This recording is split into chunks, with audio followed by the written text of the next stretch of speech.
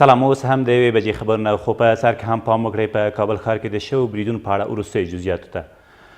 1.5 ساعت مخکې د کابل ښار د 10مې او 14مې حوزې پر ودانیو یو شمېر وسلوالو ځانمرګو بریدونه وکړل.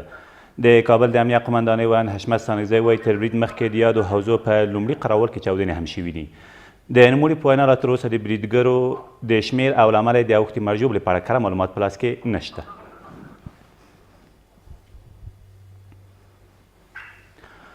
دمګړی د کابل امنیه قمندانۍ ویاند حشمت ستانکزی زموږ سره د ټلیفون پر لیکه ده. نور جزئیات به له ده واخلو. ښاغلی ستانکزی که چیرې زما غږ اورې پر یادو حوزو باندې شوي بریدونو په اړه وروستي جزئیات څه دي؟ د کابل ښار 14مې امنیتي حوزې اړوند هلته چاودنه رامنځته شوې ده چې تر اوسه پورې د چاودنې د نوعیت په اړه یا کوم شي څوک معلومات لري او موږ معلومات نه لرو. همداراز یو بلې چاودنې ښایي چې د 10مې امنیتي حوزې اړوند چاودنه شوې ده. دواړو پیښو وروستیات وروسته ترسره شوي. آیا تر اوسه د بریدګرو شمېر په اړه څه ویل سوي دي؟ څومره کسانو پر 14مې حوزې او څومره کسانو پر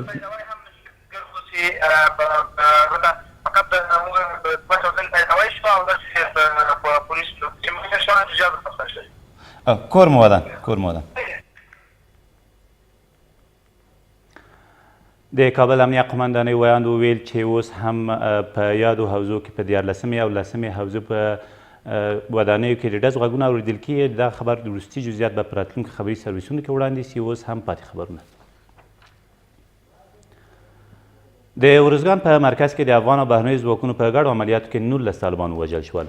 د ځانګړو عملیاتو د قل اردو د مسؤلینو په وینا په دې عملیاتو کې چې تېره شپه د ټرینکوټ ښار په شاوخوا سیمو کې ترسره شوي د یادې ډلې یو شمېر وسلې هم ترلاسه شوي دي. ویل کېږي په دې لړ کې افغان ځواکونو او د سیمې اوسېدونکو ته زیان نه دی اوښتی.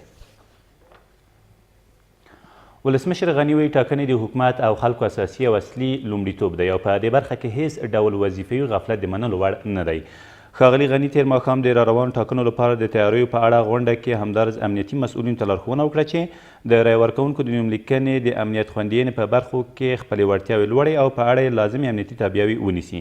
په دې غونډه کې چې په ولسمشرۍ ماڼۍ کې ترسره شوه همدارس پر تذکرو د سټیکر په لګولو، د نوملیکنې بهیر په غځولو، ټاکنو کمیسیون کې پر ګمارنو، د دغه کمیسیون د مطبوعاتي او تخنیکي ټیم په اړه تر بحث وروسته لازمې پرېکړې وشوې او ټاکل شوې د نن ورځې په اوږدو کې یې جزئیات د ټاکنو کمیسیون لخوا له ولس سره شریک شي. په کندهار کې د نوملیکنې په مرکزونو کې ټول ټاکنیز مواد خلاص شوي دي. د دغه ولایت د ولایتي شورا غړي د ټاکنو پر خپلواک کمیسیون تور پورې کوي چې ګواکې دوی په قصدي توګه غواړي په کندهار کې د راروانو ټاکنو لپاره د نوملیکنې بهیر کمزوری شي. په کندهار کې ټاکنو د خپلواک کمیسیون مسؤلین دا ستونزه مني او زیاتوي چې دغه مسئله یې له مرکزي کمیسیون سره شریکه کړې ده. ویل کېږي تر اوسه په دغه ولایت کې نږدې 200,000 کسانو نوملیکنه کړې ده.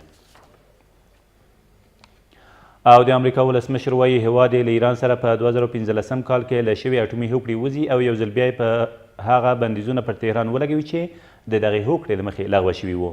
هغه تېره ورځ په یوه ناسته کې زیاته کړه چې له بندیزونو سربیره به پر ایران نور اقتصادي جرمانې هم وضع کړي او هغه نړیوالې کمپنۍ چې د امریکا بندیزونه تر پښو لاندې کړي نو د واشنګټن له سخت غبرګون سره به مخ شي.